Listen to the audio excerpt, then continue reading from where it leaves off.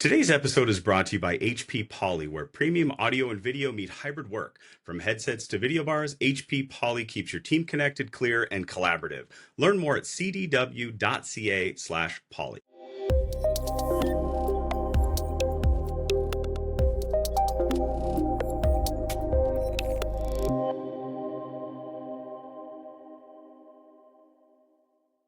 Hello and welcome to the CDW Canada Tech Talks podcast. I'm your host, KJ Burke, Field CTO for Hybrid Infrastructure. In this episode, we're going to discuss media and entertainment. We've got some CDW experts that recently just attended SIGGRAPH, and so we're going to talk all things innovation and security in the M&E space, M&E being media and entertainment, which I try to maintain all the acronyms. But Joe, as a fellow gentleman with a white beard, I'll start with you. Could you introduce yourself and talk a little bit about your role and also your background, because I think your background's really, really relevant in this.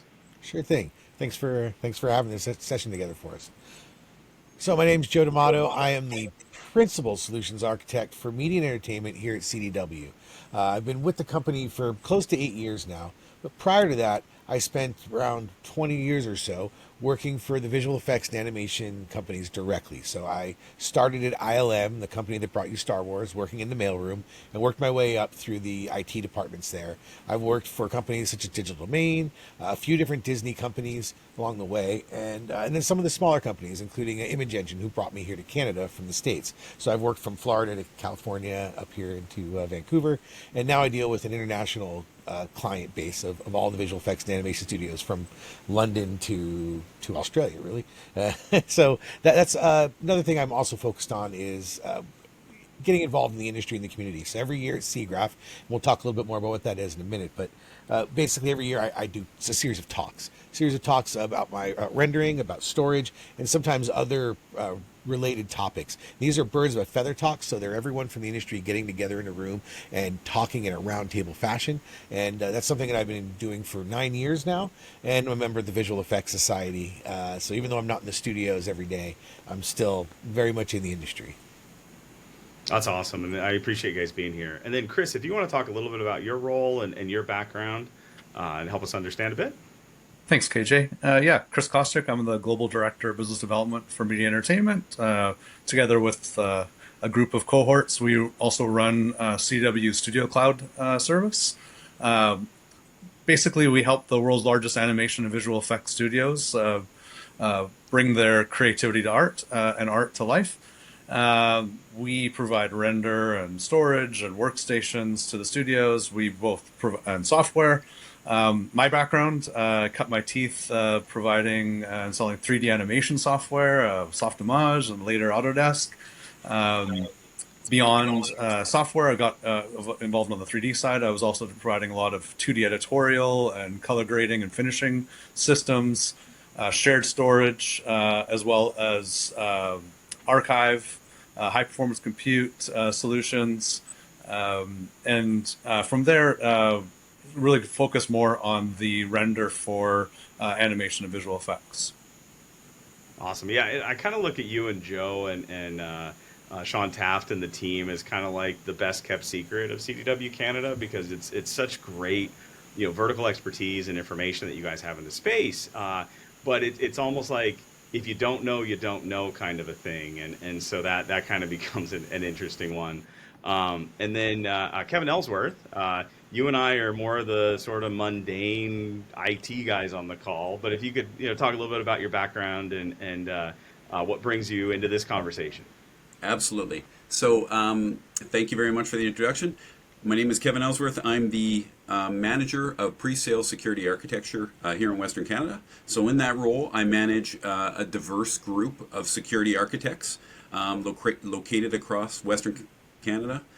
They're here to assist our customers with all of their security posture needs.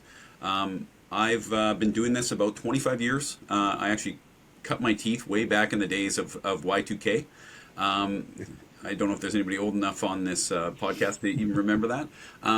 Ended up doing a number of roles, client service manager, a lot of implementation, a lot of working with a number of different customers, including a number of media and entertainment companies, some gaming companies, Absolutely very interested in improving the security posture of our customers and assisting with any questions I can help with. And I got involved with this because, with Kris and Joe, I've worked with a number of media and entertainment companies. And I've found it to be, a really interesting set of problems that media and entertainment has to deal with. Yeah, and I think that's what we're hoping to talk about today is a little bit about what that current state is, and to talk about some of those challenges, and then obviously ways to mitigate that. So Y2K, for anybody who's younger listening, is year 2000, and there was all sorts of fun stuff there. Joe, there's a couple of acronyms we may talk about. M&E is media and entertainment. I think you were talking about TPN. What are some of the acronyms that may come up in the conversation that listeners might want to know? Sure thing. Luckily, there's not too many. Primarily, we've got TPN, as you mentioned, is called the Trusted Partner Network. Now, what that really means is another acronym, the MPA, the Motion Picture Association, has these best practices and standards. Again, we'll talk about that a little bit, but the MPA, the Motion Picture Association, maintains these standards, and you'll hear TPN a lot. That's a group that assesses and helps folks determine how close they are to those best practices. So you'll hear TPN, MPA a lot, and VFX will come up a lot. That's literally just visual effects. It's the name of what digital special effects are. It's what you see when you go and watch when you watch superheroes, blow up things on the big screen. Those are called visual effects, and it's very much related to animation. It's virtually the same tools, but you'll hear VFX a lot, and really those are the three you're going to hear a lot of in this conversation. Okay. And then, Kris, for listeners that maybe don't know what SIGGRAPH is, could you maybe talk a little bit about, what it is? And I know Joe has been presenting there for some time, but kind of who attends and what type of a conference and a get-together is it? Yeah, no problem. I've been going for too many years talking about Y2K. I think that was among my first visits to CGRAPH. So CGRAPH is one of the largest trade shows that brings together the community of graphics, whether it's creating graphics or consuming the technology around it. It really started with a lot of the aerospace, as well as the early adopters of technology that would deploy graphic technology in order to visualize either art or science.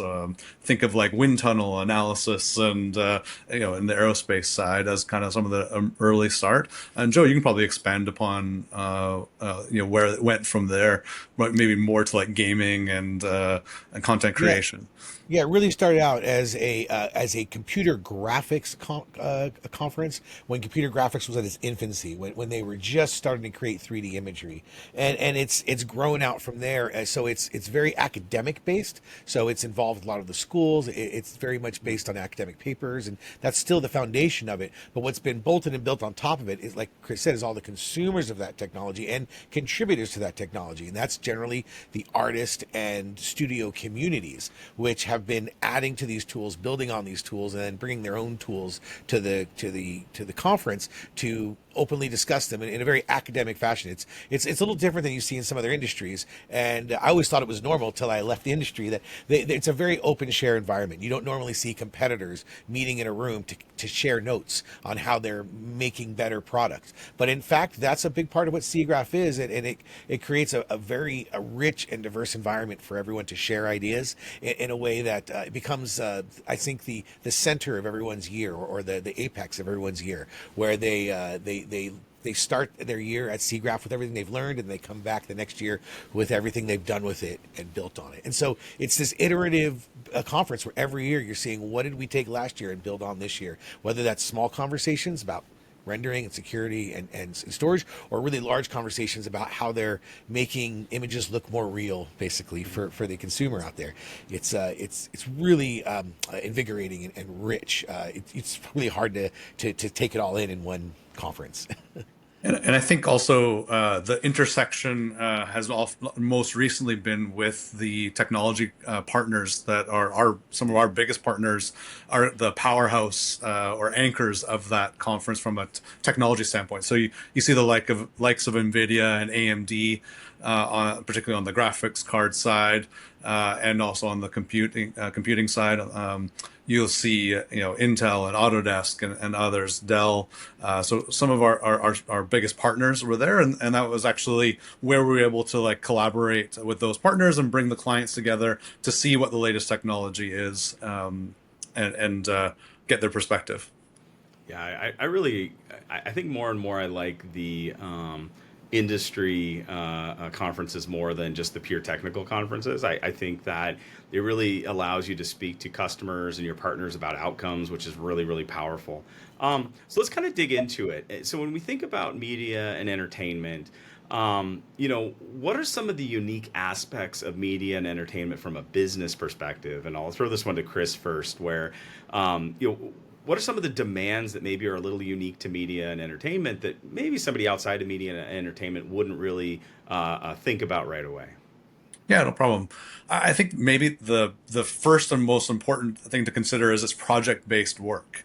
So the studios, the artists, they're all working towards a goal. The release date of that film or that television series or streaming series, it cannot be changed. It's somewhat set in stone. I mean, we saw some exceptions to the rule during the pandemic, but I think beyond that, there's a pretty goal-oriented, project-based workflow. It's not typical calendar-based cyclical business that you see in government or on the corporate sphere, enterprise sphere. It's built up from a lot of artists. So if I were to meet with a lot of the studios, their founder was initially likely an artist or some sort of creative. So there's a lot of creative juices in it. And why I think those aspects are important to understand is it becomes much more difficult from a business standpoint, to budget for projects, to budget for and determine the best ratio of investment to make in technology. You're always looking to score or to get your next project in order to keep the machine rolling, and so it can be somewhat unpredictable. You're waiting on others to maybe greenlight your projects unless you're the intellectual property owner. And so that puts some significant strain on, I guess, sizing and scoping and understanding what investments to make.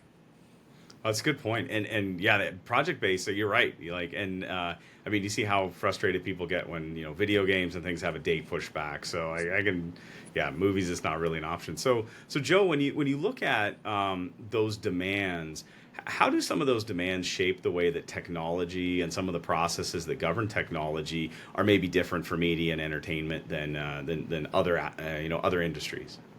Sure thing. And going back to what you guys were just saying, the saying that we would always say back in the studios when we would run late on a project is the movie posters are already printed. And that's sort of the saying, is the date is immovable.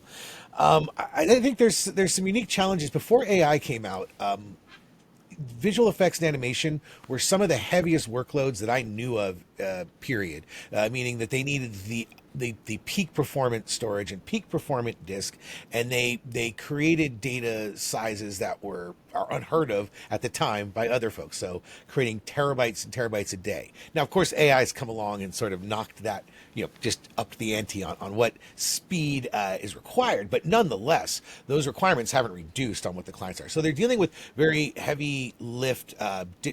The equipment is very heavy lift. It requires, a very big capital investment or some way they need to acquire this massive footprint, and they need to do so in an exceptionally secure environment. Like I said, these are nearly what we would call dark sites outside of the industry, right? The only a few folks in the studio actually get internet access directly to their environment. The production environment is air gapped or as close to air gapped as they can from the internet environment. So how do you deal with sharing these massive workloads and utilizing the tools out there like cloud and private cloud, things like that, and having multiple sites when you are so significantly air gapped, it creates some unique challenges.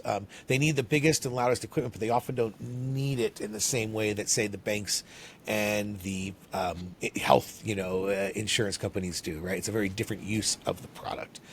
So really coming up with that capital intensive, dealing with that capital intensive approach is a really big challenge for them.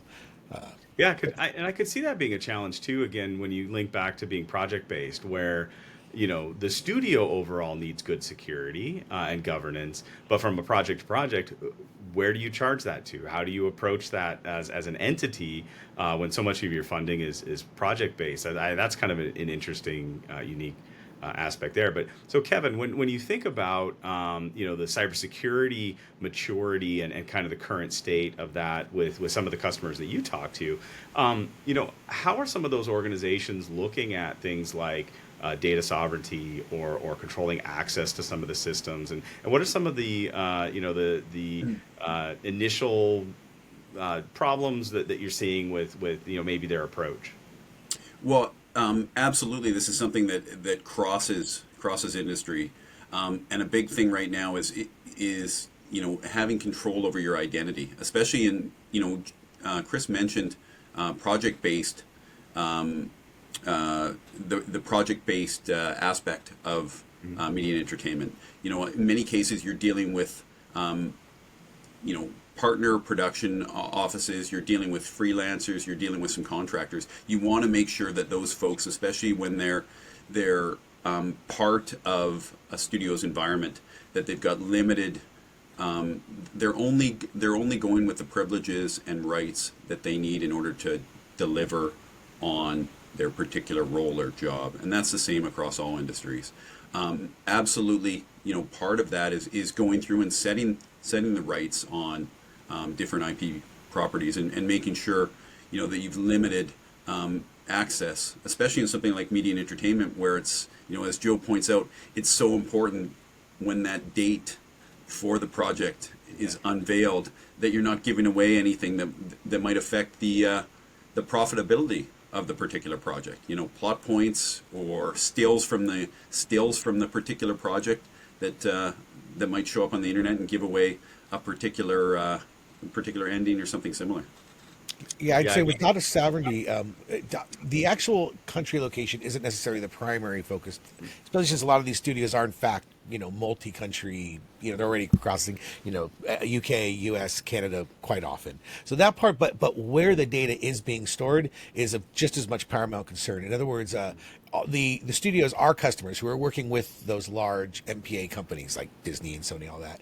It's very, very tightly contractually controlled where they can store that data. Sure, local is generally approved by default, but any cloud location or private cloud location has to be individually assessed and approved by each individual client on each individual project. It's that tight. So it looks a lot like the data sovereignty problem, but it's sort of solving a slightly different problem. And whereas the data concerns over exfiltration historically for a lot of our clients across CDW, across all the industries, is a lot more about getting that private data out there, compromising their customers, compromising their employees, or maybe some IP information that can be used by others. In this case, the big threat is the sheer loss of revenue when an early leak destroys the box office receipts.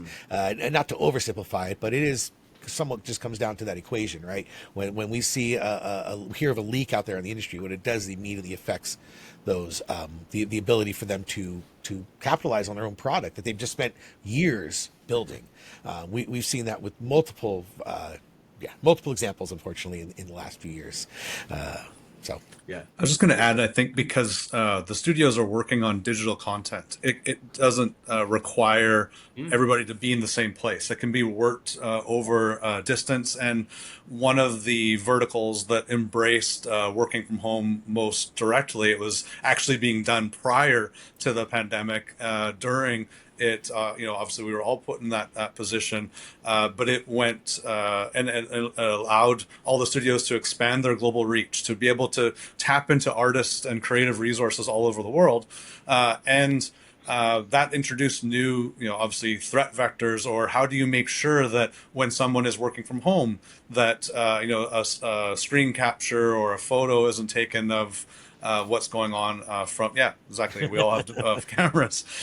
So that introduced new pressures and new threats. Then also you have the context of some of the studios decided, well, if we're doing that, maybe we can reduce our physical presence or studio presence, and instead embrace more of a hybrid cloud model. So then that represent, okay, how are we protecting and supporting our endpoint and talented resources globally, but also how are they interacting and moving data back and forth? How other areas that need to be considered. Yeah, that's a really interesting point too, and I hadn't thought about it, but at the end of the day, the product that they're trying to protect is a purely digital product. It's not like there's rolls of film someplace necessarily that they could put under lock and key. And a lot of times it's in a format that I could view if I had access to it, and so it's not in some sort of structured database or some sort of an application that I have to map into to necessarily unlock that. I will say one of my pet peeves with the industry is that spoilers are never good unless for some reason marketing wants to include spoilers, and then they're okay. So, so how Kris and Joe, but starting with Kris. How are some of the demands that organizations want to start leveraging, AI in their workflow, or potentially they're concerned about AI from a security perspective? How is that again sort of changing? The state of what organizations are doing and how data is being stored, how data is being accessed, how data is being controlled. What are some of the things you're seeing there? Yeah, I mean, I guess it's not so dissimilar from the threat that we all face in every organization, every industry, whether that's private or public sector.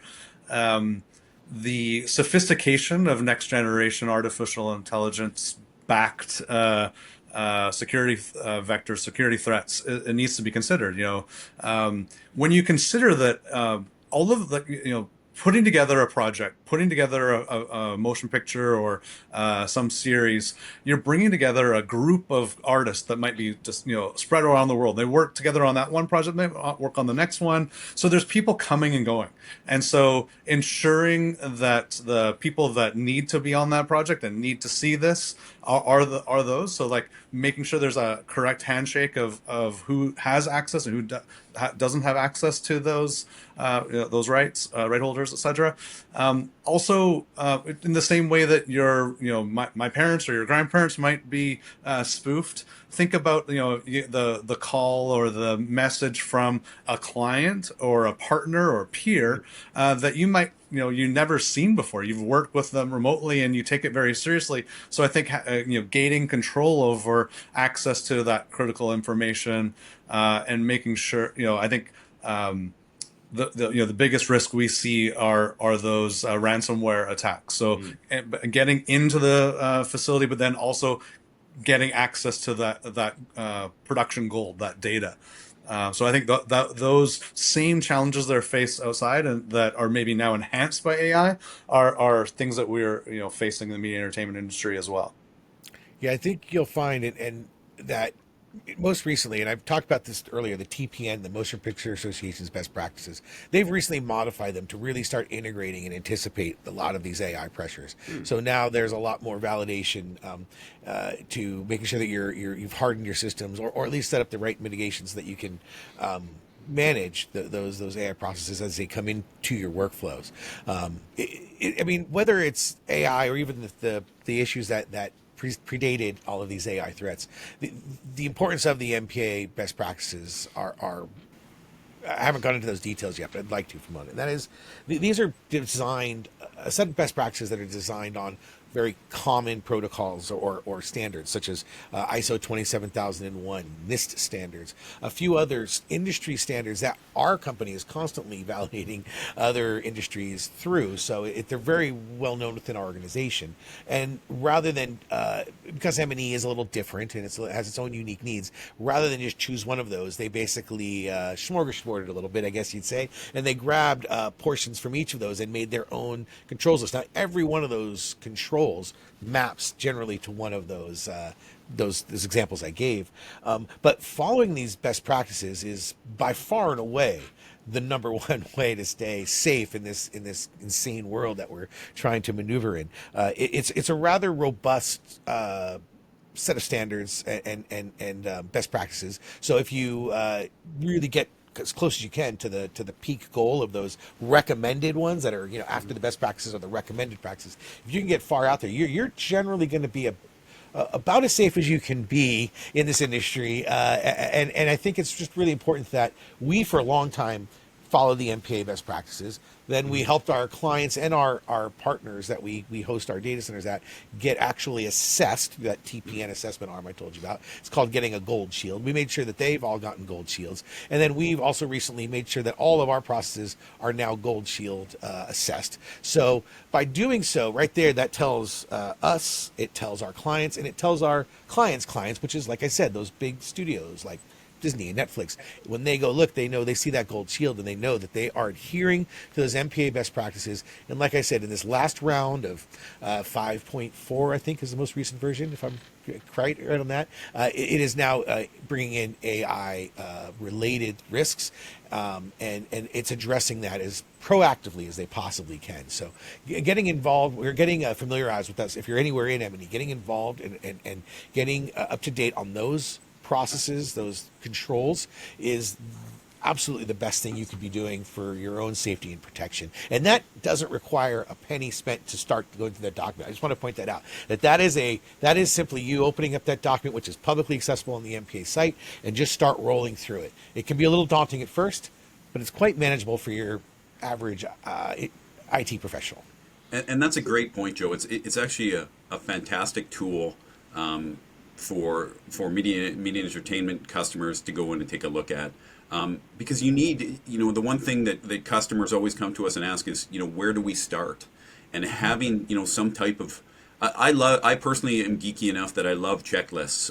I'm a nervous flyer. When I found out, how important checklists are within the airline industry, all of a sudden, that appealed to me. That made me feel a little bit better about flights. And I think that's something that, the industry can take on in order to improve their security posture.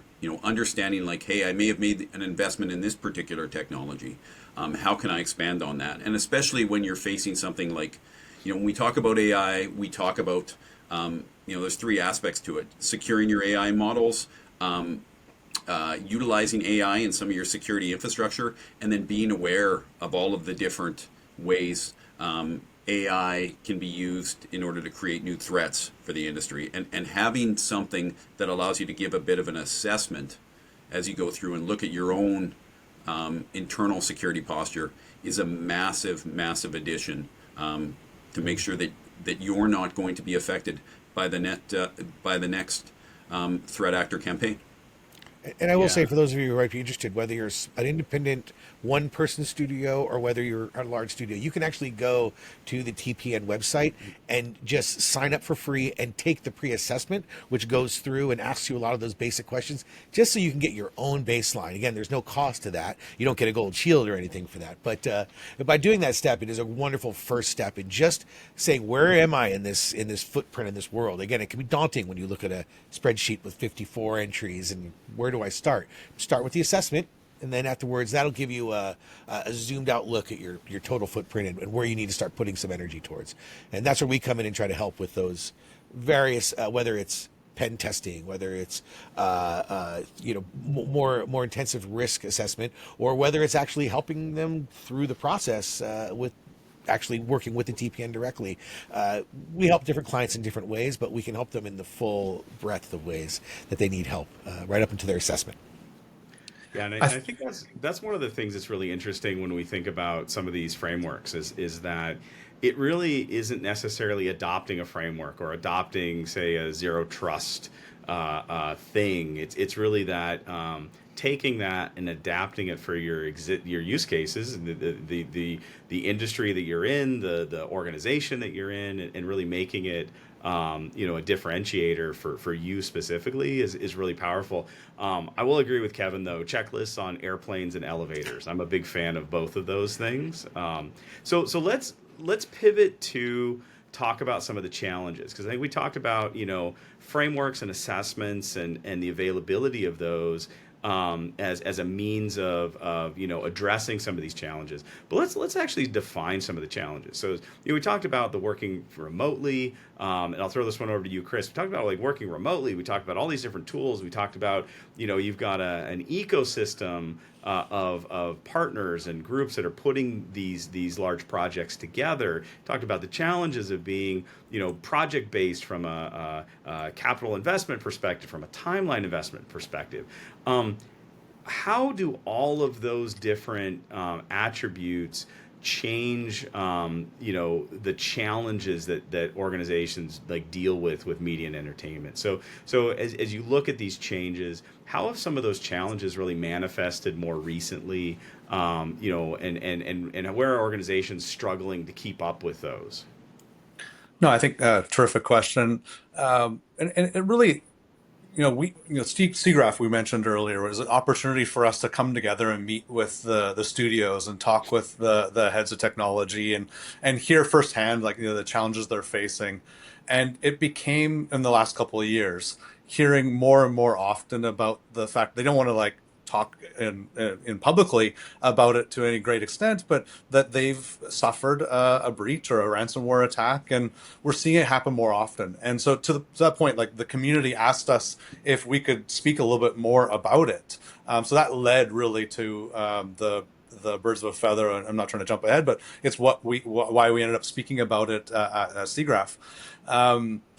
What I can really say is happening, and I think that maybe some of the most poignant remarks that we take, if I were to take a page from what CDW Studio Cloud and the media entertainment team learn from the broader CDW group that helps all industry, is just the reality that it's an inevitability that you will suffer that breach or attack, and that it's how you respond and how you deal with it and how prepared you are to mitigate the exposure and get back on track. And so that kind of from a holistic perspective, I think is something that's really poignant to understand and for us to pass on and convey to all of our media entertainment clients. If I were to go a little deeper into what's maybe most challenged the studios more recently, is we went through, again, the industry being project-based, we went through that burst or peak amount of business into some valleys around, outside of the going through the pandemic, everybody wanting to view the newest content. You see the streaming giants basically having an alley fight over our eyeballs in order to get our subscriptions, which is great because there was such beautiful, amazing work to view. The studios responding to that are like, well, there's more work than there are artists to work on these projects. And so they ramp up their investment into technology, and some of them maybe extending themselves. They're hiring up the people because they're nobody wants to turn away work. It's somewhat project based. It's feast or famine. So it got to that scale, and then you see, during we were impacted by actors and writers strikes that then.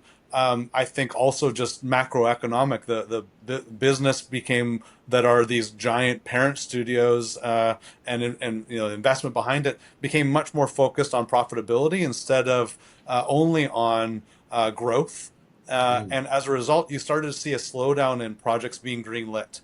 Then you see that pared back in terms of the real financial pressure placed on the M&E industry and the studios that they had to, that resulted in budget cuts. And so I think where that maybe shows itself the most from a security standpoint is you see studios like, well, where do I put my constrained budget to work? Do I invest in more artist workstations? Do I invest in more compute and software to get the projects I am working on finished? Well, what about security? Like, how am I, making sure that I'm protecting those resources? So you see, not that anybody was cutting corners and like stopping that investment. However, I think that there's more and more of a security threat, and then there's these new vectors with the working remotely and leveraging hybrid cloud, and so how do we help harden those environments and provide a path to resolution, which we can talk a little bit more later. But I think those are the real challenges. Yeah. Yeah, it's a good one. And so I'm going to go to Joe, but Kevin, before that, what are some of the reasons why we're seeing these attacks increase? Because I know we talk about it a lot of, and it seems like both from a maturity perspective and from a a goals and objectives perspective that these attacks have changed. And I don't think it's specific to M&E, but what why are we seeing this increase, and how has that type of interaction changed?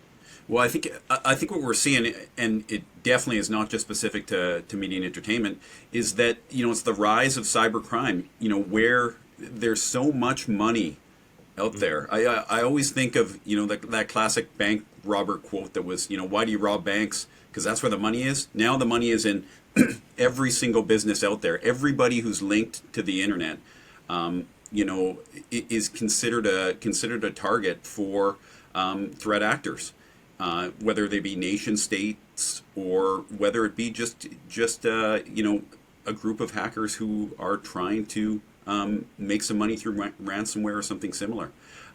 As Kris pointed out, there's a real focus right now on cyber resilience across all industries. This idea of it's not going to be a matter of if, it's going to be a matter of when, and how can you utilize some of the investments you've already taken on. That's part of what a lot of the security architects at CDW end up doing is taking advantage of security investments that companies have invested in the past, whether it be their next gen firewall or whether it be their particular a big one coming up right now is SASE, Secure Access Service Edge. That ability to utilize contractors that may exist in a different geographical location than your studio, and being able to protect the transmission and the back and forth as they're doing work for your studio. I think more than anything, you want to make sure, in order to protect yourself, that unfortunately you're a little stronger than maybe your cyber resilience is a little stronger than maybe the guy next to you, because attackers, there are still targeted attacks that go on, but in general, they're looking for that one person, that one unlocked door that they may be able to get in there and do that smash and grab. And with something that has a set deadline, that maybe some cachet to among your different hacker groups of hey, I managed to break into a Sony, or I managed to break into a Netflix, and I've got some stuff out here. That's going to be a high value target. That's a good point. And on the budgeting perspective, the next season of Mindhunter, I would absolutely love to see at some point. I don't know if you guys watched that, but I love that show. Great show. So Joe, I think Kris and Kevin really focusing kind of on the cybersecurity aspects and the some of the changes that have happened there. How do some of these changes really show up as technology pain points for studios, and how do those technology pain points, not just across cybersecurity, but also, I think you mentioned a good point earlier, which was the amount of data becomes a bit of a challenge too. But what are some of the technology pain points that we see that are challenging studios? Well, they've got to deal with a remote workforce that needs very high quality, high fidelity connectivity, right? So whatever is between them and the files they're accessing, it needs to be a real low latency product. It needs to be of a high performance. They just can't take your average off the shelf remote. I say little r, remote desktop software of any particular brand, and just connect and start working, right? So they have to be very specific about that, and then it has to work with their own endpoint management, for security perspective, and a lot of them are looking at how to keep that all in mind. In the end, the way they get around the fact that you have 400 artists that need to access a petabyte of data to generate terabytes a day is effectively everyone is working in the same space. They're working in the same data center or the same region, or they're basically in one geographic centralized spot. Often it's our data centers, to be honest. That's why a lot of folks elect to host with us, because they're putting it right next to the services they're renting from us. It keeps everything very low latency. Then the only latency challenge is really the folks who are connecting from their home to that machine. And as we all know, you can get a 4K. We all have gotten our 4K Netflix streams at home, watching television. Effectively, that's what you need to generate for each end user, but in an interactive way, right? So as they're moving their mouse, they're seeing it move on the screen. So this is the big challenge, right? We're dealing with very large data sets. The only way to deal with that in a remote way is to keep it all centralized and have everybody enter through a common portal into that environment. What we see very little of, although it does happen, is say shipping off data to an external artist to go work on their machine. That is often very much not done, or it's done on the smallest of shows, or on data that is not concerned. They're not concerned about the security of that. But those are kind of the biggest issues. Is that's how they've solved it. Is they're keeping, as much as everyone is remote, they're keeping it all at one spot and in one place. It's really the only way to deal with that kind of data size, and we're talking thousands of computers accessing one single texture or file all at the same time throughout the working day. It all needs to happen without anybody noticing a blip or a lag or a moment of drag in their Wacom pen as they're drawing on this object, right? So that creating that kind of environment is actually the really big challenge, and keeping it secure. If we abandon security concerns, it would be a lot easier for our IT folks. But of course, they can't do that. And that's the challenge. I think if I could just add on, no problem at all. Please. If I could just add on to a little bit, I think also that we're seeing a much clearer understanding of the security scope and requirements. So as studios are being awarded projects, where we see contact from the clients is they'll come to us and say, "Hey, we know we're bidding on doing this work with XYZ studio, and if we're awarded it, then we know that they're going to want to make sure that we meet these security controls before awarding us the work. And as part of that, they either need to demonstrate how they're protecting the data, how they're providing access, and because so much of the technology related to protecting the endpoint is related to how many artists you might have and how many people will need to have that security feature capability enabled.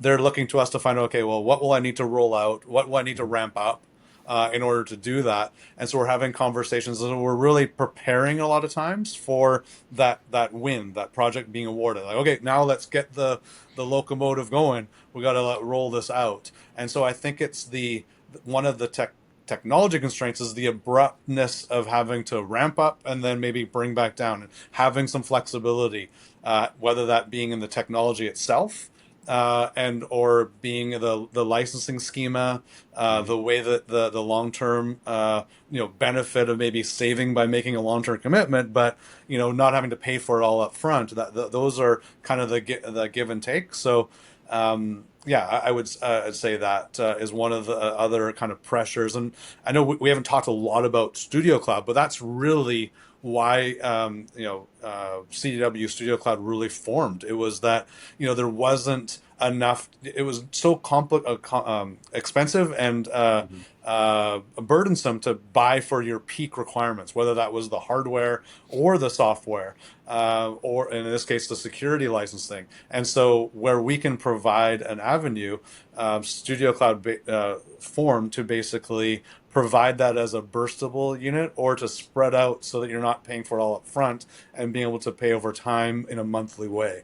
Yeah, and it's always interesting when we can find process ways and offerings that solve like capital expense budget issues, and so I think that's definitely an interesting one. one of the things I was really amazed with, I was very fortunate enough to recently go on an ILM tour in San Francisco. And one of the things I was shocked about, maybe Joe, and this is more of as a sort of a tangential sort of a question. I And was former really employee. Oh. NDA. No, go ahead, Yeah, please. exactly. No, what I was really impressed with is the number of projects that ILM is involved with that I had no idea they were involved with. There are obviously like LucasArts films and things that I would attribute to that pedigree. It seems like that they did a lot of work on a lot of movies that I just wasn't aware of, and so when I think about the technology challenges, I come back to what are some of the challenges with cross studio sharing of information? Because you point out if Studio A is in CDW Studio Cloud and they're leveraging that as their data center essentially, and Studio B is not, they have their own maybe on premises facility. What are some of the nuances where studios need to work together, or you have a studio like ILM that maybe does secondary work on all these other projects and pulling that data together? Are there certain technical challenges or issues or even data security issues that are unique in those situations? Absolutely, there is. You could imagine if you have a proprietary pipeline, and I'll just use ILM as a random example here. Say they're building a cool new creature, and they've built this creature, and they've modeled it, and they've skinned it, and they've textured it, and then they're sending it all to somebody else. They don't want to send it with all of their pipeline attached, all of the hooks, the names, right? So one thing that there's been a lot of work on in the industry is standardizing. How assets are exchanged amongst each other. You actually see some of this blending into not just visual effects animation, but you also see it with things like NVIDIA and Omniverse in the manufacturing environment and things like that. It's all sort of working towards the same ideas. Like if I'm going to build you a tank, a Sherman tank, and hand it to you, another studio, how do I hand it to you in a way that you can just see this tank for what it is? It's a model. It has, and in a standardized way, not in a custom pipeline way, because all these studios have their own custom pipelines. So one of the things they do is they work across a series of industry standards. Another thing we talked about at SIGGRAPH. But go ahead, Kris. I was just say explain pipeline because I think that. Oh, you're right. Thank you. So a pipeline is basically a workflow that all the studios have to work on. In other words, from the idea of hey, we got this idea on a storyboard and we want to see this in the movie theater in 2 years. How do we get there? Well, there's a whole lot of steps that I could spend a whole hour, and I'd love to do it sometime, KJ, walking through how you start, creating models, creating animation, putting it all together, comping it into one big scene, adding all the fire and smoke, and then getting it done. That's a very unique process for every studio. Even though they're all using common tools, they're doing it in a very unique way. But luckily, those commonality in the tools does lend itself to creating these common standards, to being able to hand off assets using a series of USD you might hear occasionally, universal screen descriptor. Now that's something you actually will hear in the world of Apple and Unreal and all of the folks dealing with 3D objects, whether it's for furniture catalogs or for making a cool movie. They're all using now USD more and more. It's a universal screen descriptor. It's a way for people to trade assets, trade objects, and have it everything that needs to be described about the object is standardized and being passed on. That's how they're doing it, functionally speaking. Now, from a process perspective, from a security perspective, nearly all of those handoffs, nearly all of them are going to the parent studio that's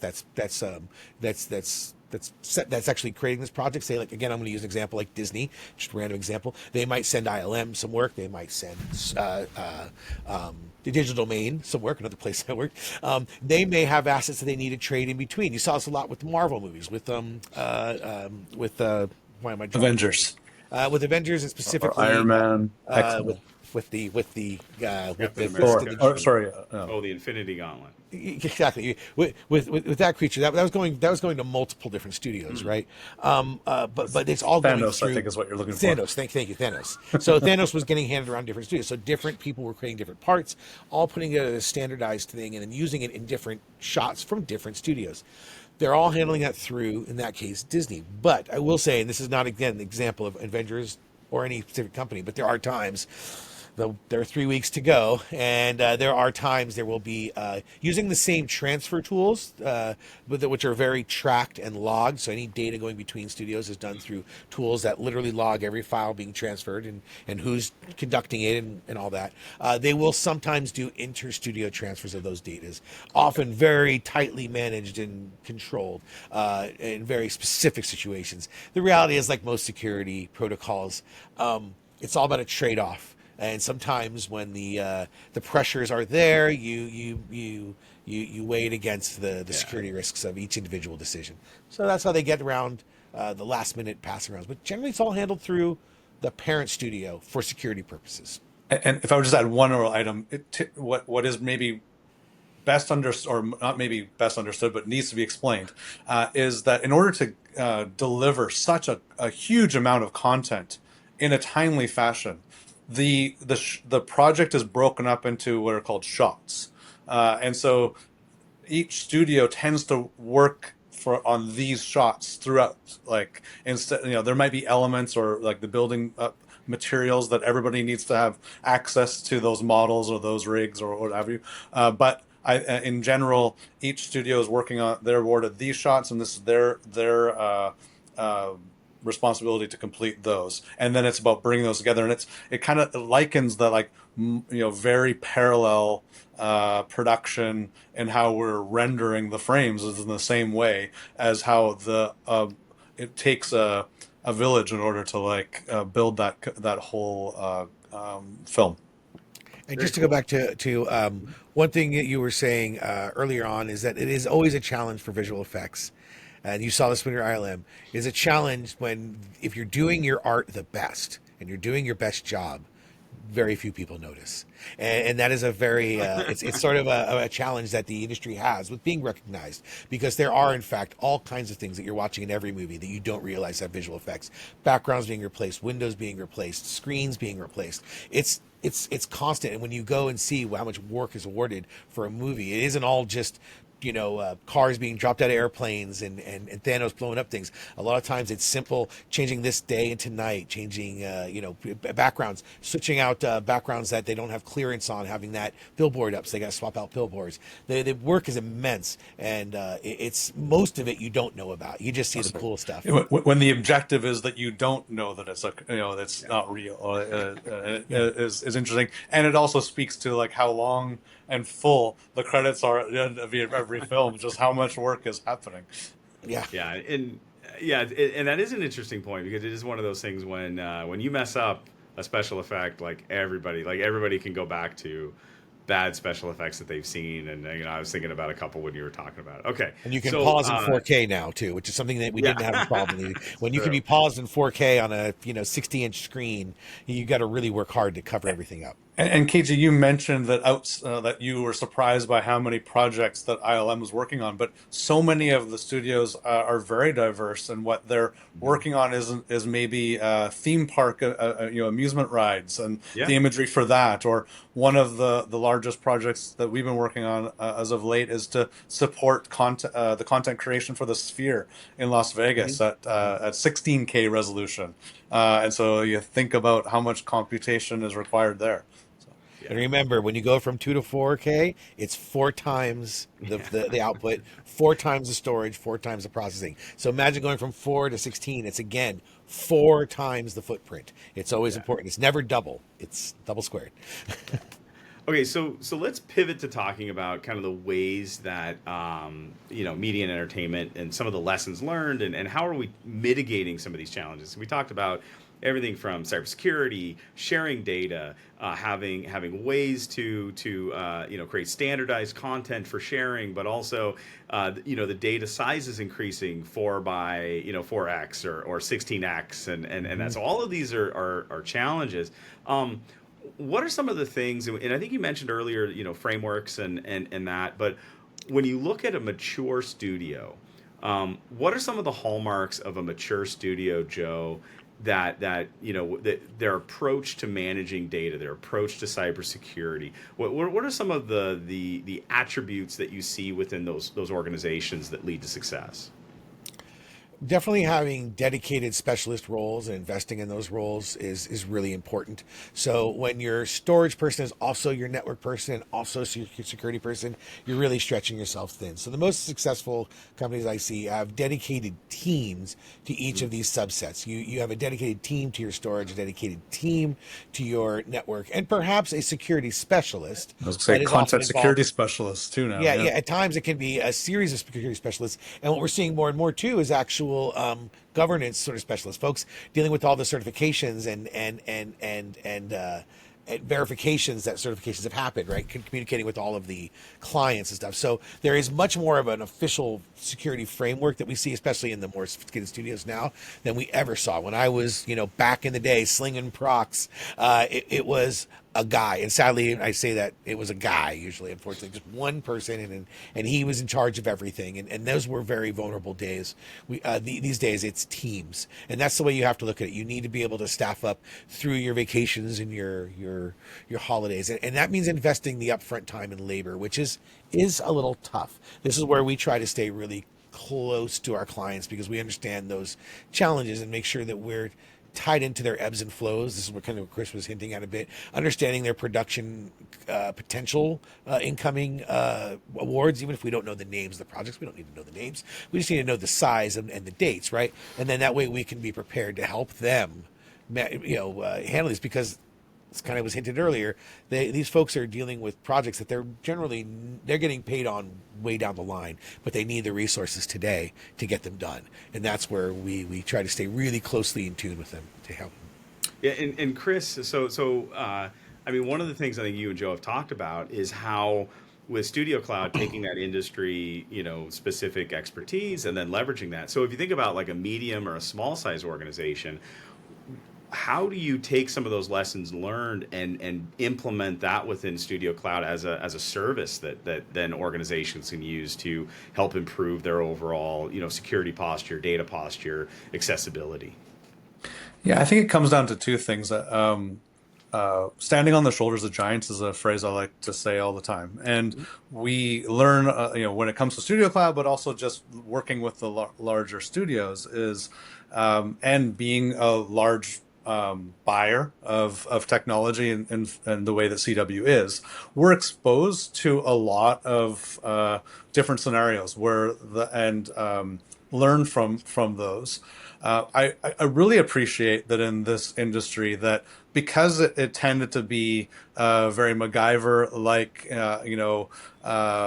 mechanism for taking care of the technology as you're growing and you're at a small scale, that there's a really a mantra of like rolling up the sleeves and getting involved. And I appreciate that there's sharing of best practices.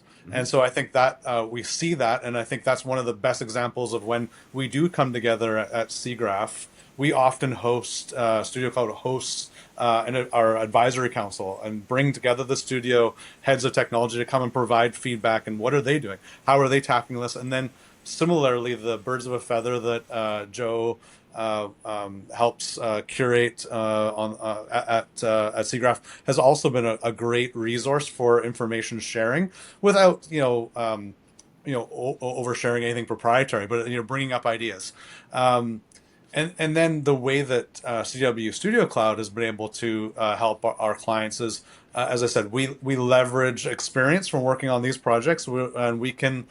Through our buying power, we can source the technologies and provide the same level of special pricing or discount. We sort of standardize across, so whether you're the smallest studio or the largest studio, we're giving you the Studio Cloud price because we're buying in aggregate. So whether we're leveraging the fact that CW spends like $3 billion a year with Dell, we get asked by some of the studios, they're like, well, we buy more servers. How come? Well, you don't buy more than CW wholly does. And so, those are some of the things. So we're sourcing it. We're able to provide, maybe the small studio can't justify the overhead to have a whole deep technology team. So we can manage and support and do the break fix. I mean, a lot of, and we didn't really explain a lot, and I think that it would be whether we insert this in here today a little bit what Studio Cloud is. But essentially, we stand up bare metal server storage that is fully provided to the client, so they have full access to it, like it was on their premises. But we fully air gap it, which is something we can go into a lot more detail about. But where we basically physically separate that client from anybody else. So we provide dedicated switches to that client, like 100 gig switches. So they really benefit from mass bandwidth compared to what they might see if they were to go to even to a hyperscaler and maybe max out at 10 gig. Well, we're starting at 100. We're doing a direct connect to their network, so there's no traversing of the internet in that way. It's a one-to-one dark fiber or direct cross connect. Then what we're doing is we're pulling together our resources and providing the flexibility that the clients can pay on a daily, weekly, monthly basis to either rent that technology, or we're leveraging our buying power and our lower cost of capital to provide a better finance vehicle, essentially, if a client wants to do a rent to own of the technology as well. Yeah, and then so Kevin, when we think about whether that's creating ways to share, whether that's some of the the frameworks that come into place. What are some of the things that you feel like other verticals and other types of technology providing companies or just other companies in general could benefit from the way that media and entertainment manages their environments, manages access to their environments, and sort of their cybersecurity approach? Well, great question. First off, I think one of the main things other industries can grab from media and entertainment is, I think back to some of the conversations I was having sort of prior to the famous Sony hack versus to what I've seen after. Like there was really this, or at least it seemed to me, this sort of pulling together within the media and entertainment industry where they said, we need to start taking more cybersecurity more serious than how we took it before. So there was a bit more of sharing amongst some of the more independent studios on how did you solve this particular problem? What were some of the foundational aspects you took advantage of in order to improve your security posture? And I think that's where something like, and Joe mentioned it before, where TPN really can assist some of the smaller studios to understand, the first step to getting there is really getting started. Looking at, what are some of the investments I can make now in order to improve my security posture going forward. Cybersecurity is a strange industry in that, obviously folks don't really want to discuss in many ways out in the open, how they're protecting their particular infrastructure. So it really requires some of the events, Joe and Kris have talked about, these industry events where you're getting together and you're having that one-on-one conversation, either with other folks in the industry or directly folks with experience like Kris and Joe about, hey, how have other studios solved these particular problems? Like more information is always a little bit better when you're trying to solve issues like the constant changing threat landscape. Yeah, it's a good. Oh, go ahead, Kris. I was just going to say, I mean, we're coming more full circle to how it came about that we had these discussions at SIGGRAPH, as we were seeing and witnessing more studios that are unfortunately falling victim specifically to ransomware attacks.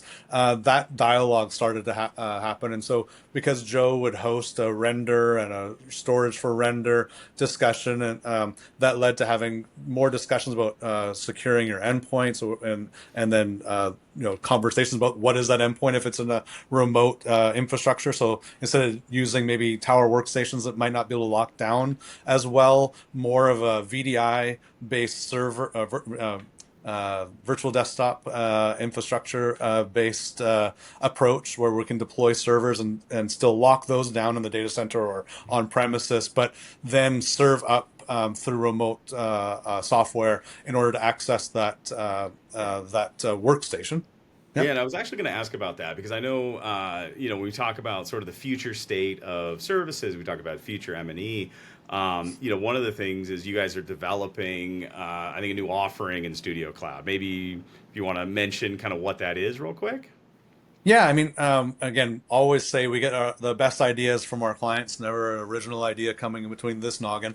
But speaking with the studios, we saw directly that in order to like provide better density and better control, they started to on premises or in our data center as a just a hosted service where we would provide the co-location. We were seeing more and more deployment of rack mount workstations as Hmm. a first step, as a stepping stone.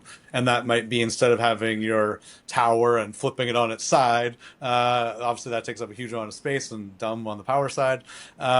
We saw 1U rack mount workstation start to go in. And so originally we were working on that.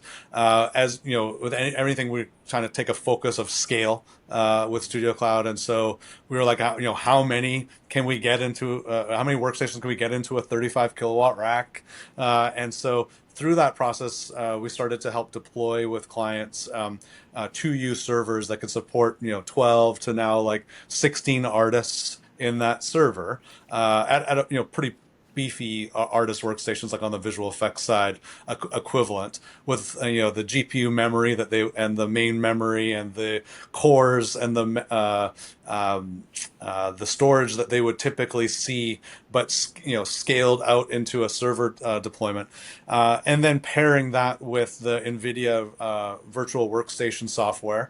If the client wants to then carve up the GPUs, the NVIDIA GPUs, the Blackwells that we're leveraging in order to not have any impact of constraint where like one power user could take down all of that memory and keep it from the rest of the artists. And so we provide render or compute at a rack scale solution. We're doing the same now with artist workstations. So think like you might have 192 to 224 artists that could be supported off of a single rack, and you'd connect to that the same way you connect to our storage and our render in order to deploy your fleet of artists. Um, these discussions also led into some of the other discussions about the breaches, just coming back to that Hmm. point that studios were facing, and a couple of the heads of technology said, Joe, can you like curate a discussion at SIGGRAPH where we're also talking about security and how we can protect that endpoint. And I say that the thing that I've learned the most, and I mentioned it earlier, Kevin mentioned it, it's an inevitability. We're all going to face it. And so the advice, single most poignant piece of advice I could give to a studio leader is that because you know it's going to happen, how are you going to deal with it when it does happen? And I'd say that unfortunately, many of the studios have learned, or what we've learned has been more on the basis of reactive to when it happens. And so then we're still there to help the studio. So we'll bring in our quick response service partners to help with that. And then if we add on to that, providing out temporary endpoint in order to get them through and then lock down and then do an analysis. But I do think that the best advice we could give is that deploying that now and also having on retainer and a lot of the ways that you can, but through the subscriptions that you're paying for the endpoint, you can or the technologies, you can have the peace of mind that knowing if you don't have an incident, you can utilize that a retainer to go back towards a greater investment in further hardening of your technology. So a security posture. And the last point I would basically make with that is the struggle that I think the studios face is, well, how am I going to pay for that? And I know I need to have a baseline requirement for this number of artists. What we've really highlighted or really worked together with the security partners is how can Studio Cloud kind of come in between that and help out. And so what we did is we negotiated with the partners to provide a financing mechanism where the client can either pay annually for that subscription or pay us monthly, but we will go and source it and secure it at the best price because we're paying for a longer term subscription, and then foster that ability to like make the cash flow align, because the way the studios are getting paid is through the project-based work. Is they're not getting paid until they deliver, and they're seeing a stream of revenue coming in. They're not seeing it all. It's difficult to make that upfront investment. So that is the best, most poignant advice that we could give, is to help deploy it now. And Kevin might want to add on to that in any way. Go ahead. Yeah, I think with that's really important too is that it's building resiliency, and I think the fun part there is that we do have some really good frameworks and cybersecurity advancements, and seeing that on sort of the enterprise IT side, but then looking to turn those sort of enterprise IT security advancements into vertical specific, process specific advancements that are really focused on M&E. I find that super interesting, and the team can do that.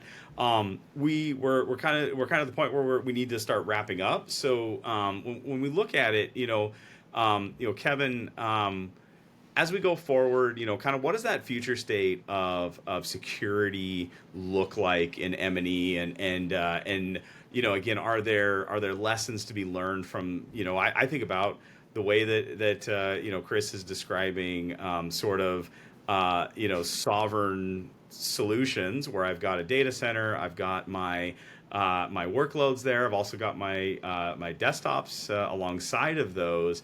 I could see a future where that's kind of the way that we're building AI tooling as well, where we need to have things co-located because of the amount of data, the amount of speeds. But what are some of the things that you think are relevant as we go forward from a cybersecurity lens?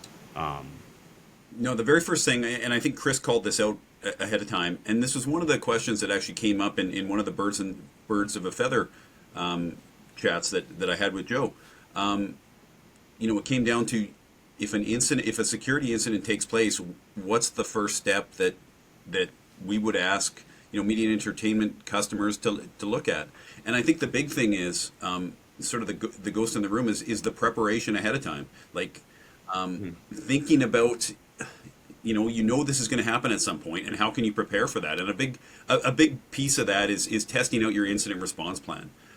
If you have an incident response plan, very first piece. If you don't, there's a lot of professionals, including CDW Risk Advisory, who can go through and help you with that, and help you run through it as a tabletop exercise. But you need to be aware of some of the roles and responsibilities when an incident takes place. Understanding your contact lists, like who you would reach out to in the case of one of these incidents.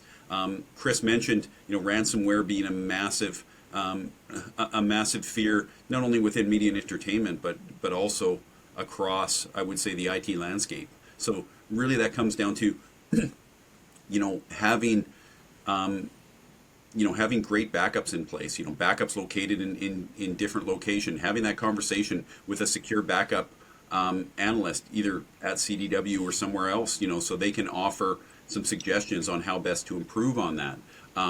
Ensuring you've got logging and monitoring as part of your security architecture foundation. The whole idea of the second step that you're going to go through if you think you're in the midst of a security incident is trying to figure out, first off, is there an attacker in the environment? How far did that attacker get? What were they able to exfiltrate? If they were able to exfiltrate any sort of data, that's really important within media and entertainment. And then, how can I contain the breach? How can I contain the damage? And then go through and eradicate that attacker from my environment so that I can proceed, especially when you're faced with these really hard deadlines that are part of media and entertainment. And I think this is becoming more and more of a trend within the cybersecurity landscape. Folks are realizing, like, it's not a matter of if, it's a matter of when. If you knew you were going to be in a fight or in a race, how would you prepare today? And I think that's the biggest and best thing, that folks leaving this podcast can think of when they look at their infrastructure.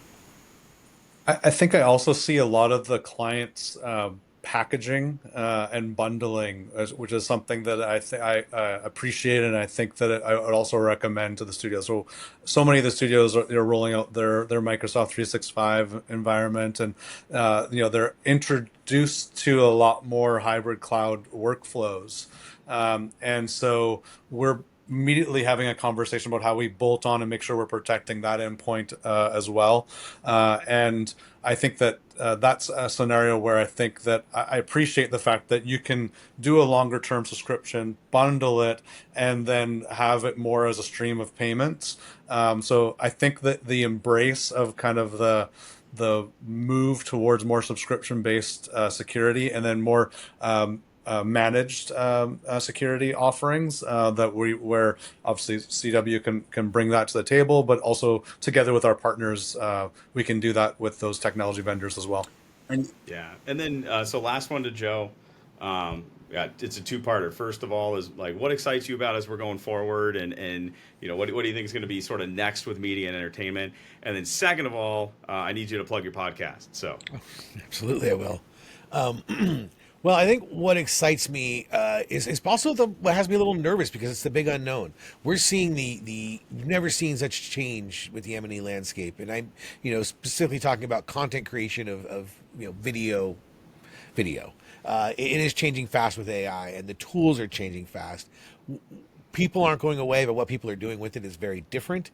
And so I'm really excited to see what's going to happen when this next generation of students and juniors who are coming onto the scene are going to take this technology that the seniors, the folks, the gray hairs have built over time, and are going to take it and do something with it that no one even thought about. We're already seeing that a little bit. We've seen that on the AI side as well. I have a feeling we're going to be reimagining what media entertainment looks like over the next 5 years, and I'm very much strapped in to try to make sure that I'm there the whole journey, and that'll be a little bit of a segue here. So I one of the big things that's happening is user generated content is a big part of the landscape, right? YouTube is one of the largest television streamers out there right now, and so I have a little footprint called Cup of Joe, which is a YouTube channel that started during the pandemic, like many channels, and it touches on different issues involving visual effects animation. It really started with a full brain dump. So if you're ever interested in render and storage management within a studio, there's a tremendous wealth of videos I put out there to help juniors and folks get their foot into the business and learn more about that technology. But I'm always trying to tap in this last year as to what's sort of the hot issues of the day and try to broadcast them out onto my channel where I can. I also have other YouTube channels like for my RVing and recreational life. So I basically have branched into user-generated content as a sort of a side interest, but it really, I believe, is where the decentralization of content creation is in the future. Now, there will always be a need for large, big projects. I don't think the fear is a little overblown, potentially. I always say they're still making cars in Detroit. They're still going to make movies in Hollywood, and we're still going to see some big budget productions coming out. But I'm really interested to see how we can accommodate all these new workflows that are coming out. And we're seeing the ratios of purchases and rentals change a bit because of that landscape, and because of where we are, we can kind of see those trends coming a little early and make sure that we're adjusting for them and staying ahead of them. So when they come to us, we're already ready with the newest technology, the newest offering. Kris is always coming up with really creative ways to work with our clients, finance and technology teams, because again, sometimes the technology is there, it's already in existence. It's just how do we get it into our hands and actually get it making business outcomes. That sometimes is as much of a business problem as it is a technology problem, and we're really handling both fronts. But going back to it, I really think it's going to change more than it has in the last 5 years. It's going to change drastically in the next 5 years. And I think we're well positioned to help effectuate that change. yeah, I think that's exciting. And then I have yet to run into a podcast I want to go see on an IMAX. So I completely agree with you. Like there's definitely different types of media, different types of format. So I want to thank you guys for jumping on. I really appreciate it. Listeners out there, thanks for joining us on the CDW Canada Tech Talks podcast. I've been your host, KJ Burke. Thanks to my guests, Kris and Kevin and Joe. We'll be back next month with a new podcast. And until then, keep growing, learning, and innovating. Perfect. Awesome, guys. Can I add one item? Chris wants to insert something. I can tell. Go for it. Yeah, no, I just also wanted to say, I neglected to mention that one of the other areas where I think we're going to see a lot of change is, and we just don't know how the studios are going to, leverage, complement what they're doing with generative AI. I know it's a touchy topic, but I think it's important to understand when we meet with the clients that we mostly interact with are the animation and visual effects studios that do service work for the parent studios. Mm-hmm. And the comments that we hear most often from those parent studios is they're asking their service provider studios, what are you doing to leverage artificial intelligence and generative AI in order to improve the way you're going to do business for us, the way you're going to create content. And I think that with that consideration in mind, the other aspect of why we're really leaning in on the virtual desktop infrastructure and the remote workstations is the studios need to make an investment in refreshing their workstation technology anyway. And but at the same time, by leveraging those beefier NVIDIA Blackwell GPUs that are the basis of what we're building up those VDI servers, is when they're not being used as artist workstations, those can be used for AI and machine learning workflows and workloads. And they also can be used for CPU and GPU compute because we're packing in high core count CPUs and we're packing in high GPU memory GPUs into it.